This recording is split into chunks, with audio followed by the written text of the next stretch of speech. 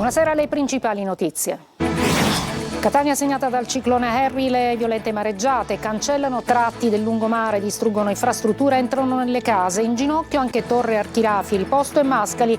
Il nostro tour ci porta dentro una chiesa invasa dall'acqua. A Messina partita la conta dei danni, traffico ferroviario interrotto per danni alla linea ferroviaria Scaletta-Zanclea. A Roccalumera il sindaco in lacrime dice: non ci rialzeremo più. Passata la furia, adesso si pensa agli interventi. Domani mattina convocata una riunione straordinaria di giunta regionale, mentre a Catania restano chiuse scuole, giardini e parchi a scopo precauzionale. Confiscati beni per 13 milioni di euro ai familiari di un imprenditore di Agrigento vicino a Cosa Nostra, ricchezza accumulata anche con prestiti usurai. Va alla più celebrata regista italiana di teatro e d'opera, Emma Dante, il Leone d'Oro alla carriera della Biennale Teatro 2026. Calciomercato in fermento per le siciliane. Il Palermo monitora profili ambiziosi. Tramoni restano obiettivo, Catania vicino al colpo Meazzi, mentre Trapani e Siracusa restano in attesa tra incertezze societarie e possibili sviluppi.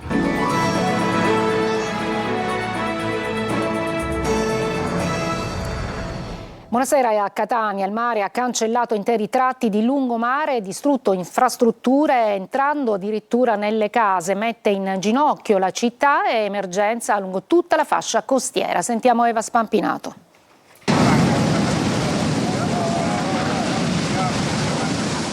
È stata veramente una notte traumatica.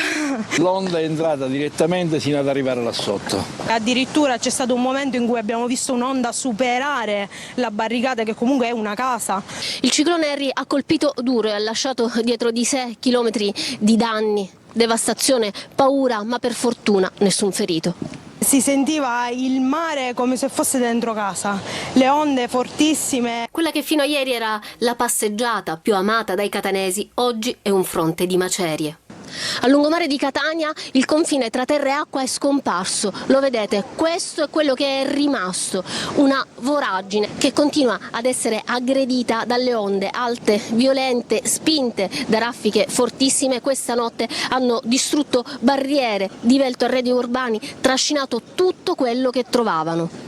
Lunghi tratti del lungomare semplicemente non ci sono più, l'asfalto è stato mangiato dal mare, le ringhiere piegate, i marciapiedi crollati.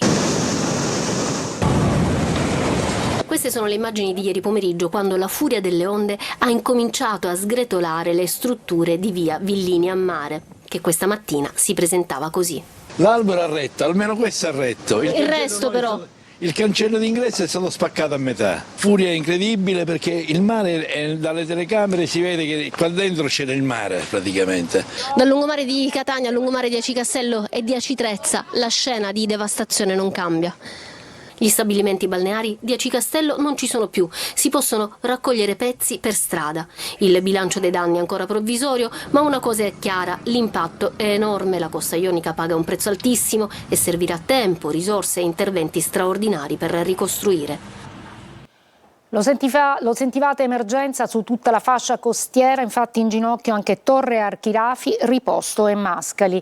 Danni e umori nel servizio di Tonino De Mana.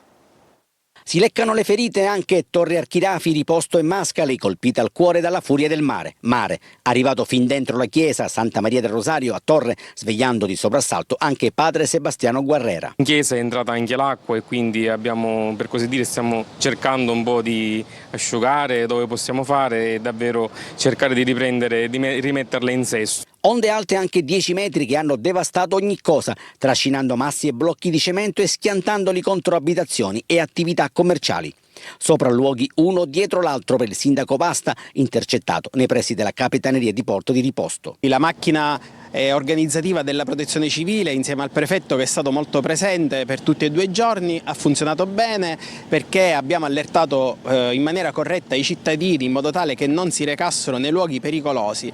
Abbiamo anche fatto delle evacuazioni preventive che poi sono risultate essere importanti, perché altrimenti avremmo potuto avere più evacuati e più rischi, perché poi quando c'è l'emergenza in corso intervenire diventa più complicato. Non va meglio a Fondachello di Mascali, le cui strade sono state invase dai detriti. La situazione peggiore nelle vie Spiaggia e Carrata. Abbiamo avuto parecchi danni soprattutto nelle abitazioni private, nelle attività, e il problema che ci stiamo ponendo pesantemente è sulla questione delle attività, perché ci sono molte persone che lavorano in quest'area. Gli fa eco il vice sindaco di Mascali, Veronica Musumeci.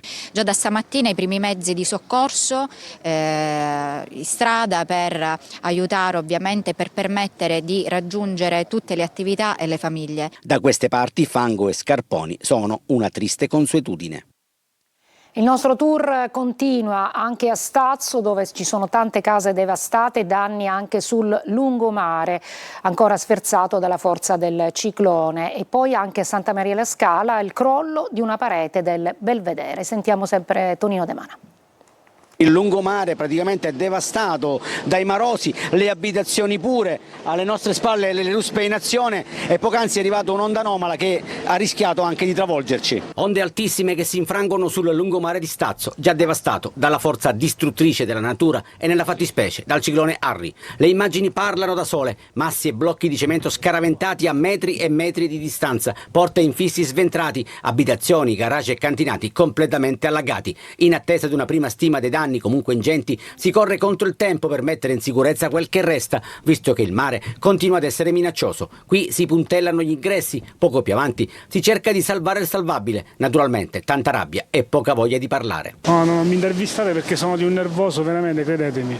Ve lo dico cortesemente. È stata molto forte, io non ricordo mai una mareggiata così, ma purtroppo vedo tanta paura nei suoi occhi. Sì, mi dispiace, io abito più in là, però mi fanno pena la gente che deve rifarsi la sua casa. In 50 anni non è mai esistito un'ondata del mare a fare tutto questo danno, è una cosa indescrivibile. Da Stazzo a Santa Maria la Scala, con la via Molino chiusa al traffico per una voragine e per il crollo di parte del lungomare. Via d'accesso presidiata dalla polizia municipale di Acireale, e tanta apprensione perché il mare, lo vedete, non ha alcuna intenzione di placarsi. Sott'acqua il molo di Santa Maria la Scala. Qui, nel febbraio 2019, 3 ragazzi morirono trascinati in acqua da un'onda anomala. Non va meglio sulla costa ionica di Messina. Gli abitanti dei paesi appunto sulla costa spalano il fango dalle abitazioni. Lacrime il sindaco di Roccalumera, che dice: ho paura che non ci rialzeremo più. Lancia un appello: intervenga lo Stato. Francesco Triolo.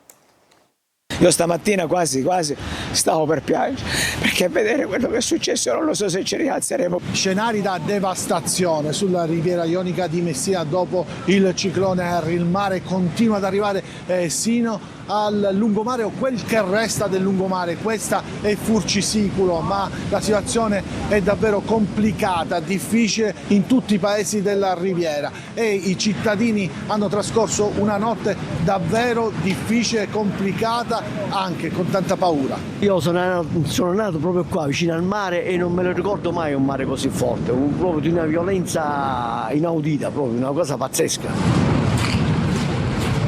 Noi non abbiamo dormito tutta la notte, 3:30, 4 c'è stato il picco e praticamente quasi ogni onda entrava dentro, ci ha divelto un pochettino il cancello e l'acqua andava sotto, ha riempito un po' il seminterrato. È stato tremendo veramente, vedere quelle onde altissime, più di 10 metri, 11 metri, ha distrutto tutto. Adesso dobbiamo intervenire immediatamente per rimuovere la sabbia laddove è possibile nelle vie, e lo stiamo già facendo. Non bastiamo noi chiaramente come comune, serve un intervento sinergico del governo regionale e del governo nazionale. C'è bisogno di un intervento forte dello Stato, perché la regione non ce la può fare, qua ci vuole veramente qualcosa di forte. E a Messina infatti è partita la conta dei danni, il prefetto ha chiesto addirittura l'intervento dell'esercito. Traffico ferroviario intanto interrotto per i danni alla linea di Scaletta-Zanglea. Sentiamo Francesco Triolo ancora. È il momento della conta dei danni da Messina alla Riviera Ionica, da Giampilieri a Taormina. È stata una giornata di sopralluoghi da parte della prefetta, Cosima Di Stani, i tecnici, forze dell'ordine e protezione civile. Ovunque l'immagine di devastazione. Il ciclone Harry ha lasciato dietro di sé una scia di distruzione che ha colpito pesantemente nella zona sud di Messina, Giampilieri e Ponte Schiavo, con onde che hanno raggiunto e superato i 7 metri d'altezza. Ristoranti e strutture balneari distrutti, interi lidi rasi al suolo. Aspettiamo sicuramente quello che sarà un provvedimento straordinario da parte della Regione sull'emergenza. Il litorale è stato colpito severamente, stiamo facendo appunto una verifica, così come già era stato previsto, delle situazioni che poi elencheremo e individueremo le tempistiche e le strategie rispetto alle esigenze di tutto il territorio. A Santa Teresa le onde sono ancora alte e i danni sono ingenti. Il lungomare è crollato in più punti, 800 metri nella zona sud, quasi tutte le piazzette, altri 300 metri a nord. Il lungomare, arteria fondamentale per la viabilità, è impraticabile. Al comune di Santa Teresa lungo vertice almeno 2 ore con la prefetta per fare il punto sui danni e gli interventi d'emergenza da attuare. Sto richiedendo l'intervento dell'esercito per poter meglio gestire soprattutto il tema della viabilità, che in questa provincia è fondamentale per poter consentire una ripresa normale di tutta la situazione. Tema viabilità in primo piano e al collasso in tutta la Riviera Scaletta, e questa è la situazione della ferrovia con i binari in bilico. Traffico interrotto sulla Messina-Catania-Siracusa e non si sa per quanto tempo lo sarà. A Siracusa per il maltempo preoccupa un ingrottamento nella zona di Via Arsenale con alcune case sul mare che potrebbero essere a rischio. Francesco Aloi. Non mi ricordo un maltempo così assolutamente. Ce n'è stato uno, la metà di questo 10 anni fa, ma come questo di quando che sono nato non l'ho visto mai. Parola di pescatore. Nonostante le precauzioni, la tempesta gli ha portato via 2 barche. Erano ormeggiate qui, in porto. Purtroppo il mare è stato molto pesante. Ma tra muri spazzati via e alberi caduti, il danno forse tra i più grossi è questo. Siamo in Riviera Dionisio il Grande. Cosa è successo e come state intervenendo? Sì, abbiamo visto che c'è un ingrottamento, ma già nella notte i vigili del fuoco hanno fatto evacuare una famiglia in un appartamento, quindi stiamo cercando di mandare i tecnici per vedere se c'è il pericolo anche nelle altre abitazioni. Al lungomare di Ortigia le onde sono arrivate fin dentro le abitazioni, sfondando anche questa porta. Abbiamo avuto paura, molta, ma purtroppo con la natura non si può fare nulla. L'allerta è arancione, scuole chiuse per il 3° giorno e si lavora per contare i danni. Harry sembra essere andato via, ma il mare resta ancora molto mosso e nonostante tutto c'è chi continua ad avvicinarsi alla costa, sfidando la sorte. Occhi puntati anche sul fiume Anapo, che in diversi punti ha rotto gli argini. Per questo chi abita nelle zone più a rischio ha dovuto trascorrere la notte fuori casa. Adesso non piove più, ma il lavoro continua. Stiamo cercando di fare la conta dei danni, purtroppo stiamo vedendo che le stime sono altissime. Passata la furia del ciclone, adesso è tempo di interventi. Già domani mattina è stata convocata una riunione straordinaria di giunta regionale, mentre a Catania restano ancora chiuse scuole, giardini e parchi a scopo precauzionale. Simona Mazzone. Il passaggio del ciclone Harry ha lasciato in buona parte della Sicilia devastazione e paura, ma adesso è il momento della conta dei danni e soprattutto della programmazione per gli interventi.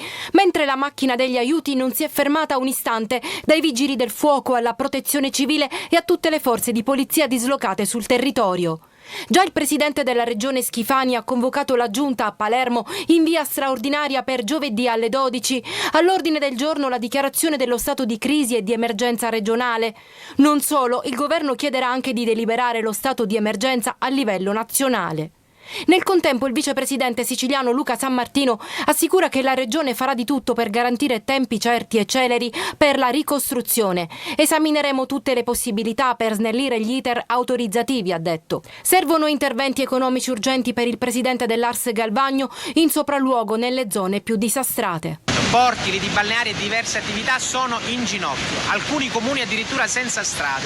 Urge non solo una quantificazione e il ristoro dei danni, ma anche la possibilità di avere un iter procedurale che sia assolutamente immediato. A Catania il sindaco Trantino, dopo aver predisposto la richiesta per lo stato di calamità, nelle prossime ore volerà a Roma per incontrare il vicepresidente della Commissione europea. Desidero chiedere al vicepresidente Fitto se possiamo utilizzare le leve dei fondi della coesione che quindi ci vengono date dall'Europa, se le possiamo utilizzare anche per questi interventi. Intanto, dopo una riunione operativa a Palazzo degli Elefanti con la giunta e la dirigenza del comune, Trantino ha stabilito la sospensione anche per giovedì 22 delle attività didattiche nelle scuole catanesi per valutare eventuali danni. Rimangono chiusi anche parchi e giardini pubblici della città.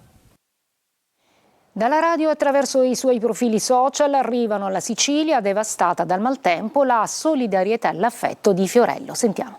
Pausa, poi andremo ad Agrigento, dove sono stati confiscati 13 milioni di euro a un imprenditore vicino alle cosche.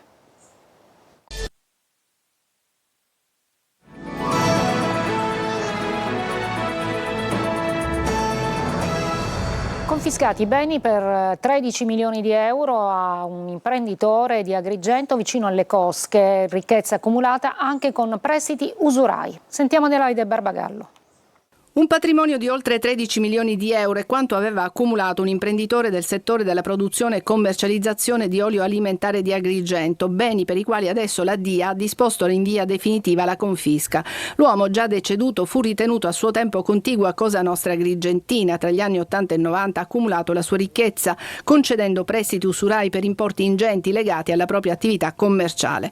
Considerato socialmente pericoloso proprio per questa sua attività, ma anche per la sua vicinanza mentre era in vita alla mafia della Valle dei Templi. I beni, adesso confiscati, sono oggi intestati ai suoi familiari e sono di un valore sproporzionato rispetto ai redditi e ai tempi dichiarati dall'imprenditore. Si tratta di 30 immobili, fabbricati, terreni e 3 complessi aziendali con sede nelle province di Agrigento e Messina.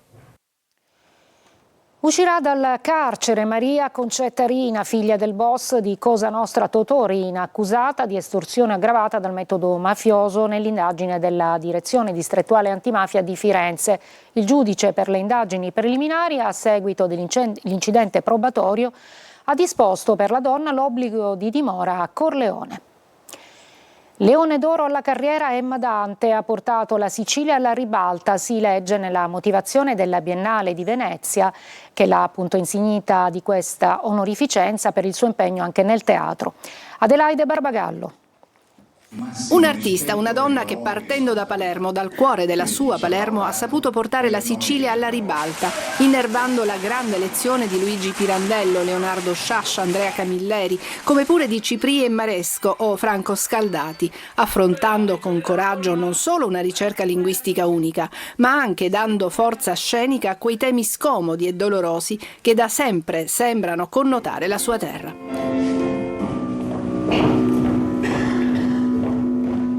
Con questa motivazione la Biennale di Venezia ha assegnato il Leone d'Oro alla carriera Emma Dante, che in occasione del festival presenterà in prima assoluta I Fantasmi di Basile. Immediate le congratulazioni del sindaco La Galla. Dalle sue opere emerge, dice il primo cittadino, una Palermo autentica, complessa, dolorosa e vitale, raccontata con uno sguardo libero, coraggioso e profondamente umano.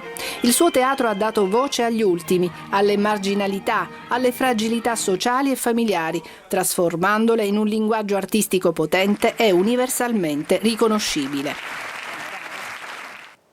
Ci ha lasciato oggi padre Alfio Carciola, parroco della comunità Santi Pietro e Paolo di Catania. Per anni da prete ha testimoniato il dono dell'accoglienza e della pace. I funerali domani mattina alle 11:30 nella parrocchia di Santi Pietro e Paolo saranno celebrati dall'arcivescovo Luigi Renna. Breve pausa e poi la pagina dello sport con il calciomercato delle siciliane.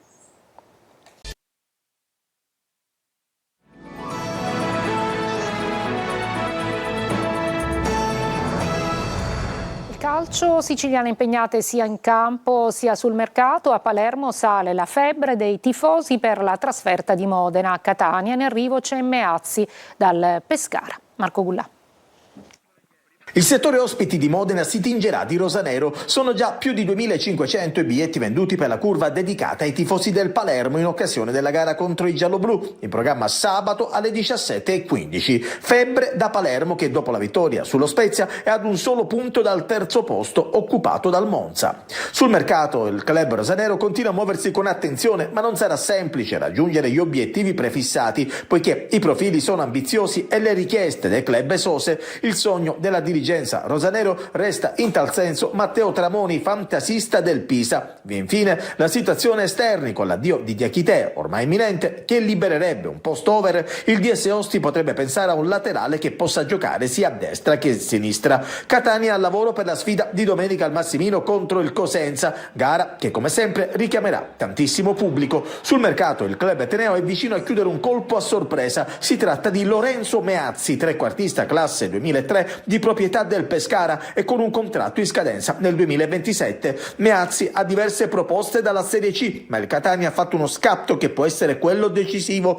Il giocatore dal 2024 indossa la maglia bianca-azzurra del Pescara. In precedenza ha militato tra le file della Virtus Entella dopo essere cresciuto nelle giovanili dello stesso club ligure. Giorni decisivi per il Trapani, ormai ridotto all'osso dopo i vari addii di diversi calciatori. All'orizzonte c'è una nuova penalizzazione per il club granata che rischia anche l'esclusione del campionato, nonostante Valerio Antonini continui a sostenere di essere parte lesa. Siracusa al lavoro per la trasferta di sabato a Benevento. Nuovo infortunio in casa Catania, costretto all'intervento chirurgico anche Matteo Pieraccini. Il difensore è stato operato in conseguenza dell'infortunio accusato domenica a Monopoli. Intervento di ricostruzione del legamento crociato, anteriore invece per il centrale di difesa di Gennaro. Io mi fermo qui, grazie per l'attenzione e buona serata.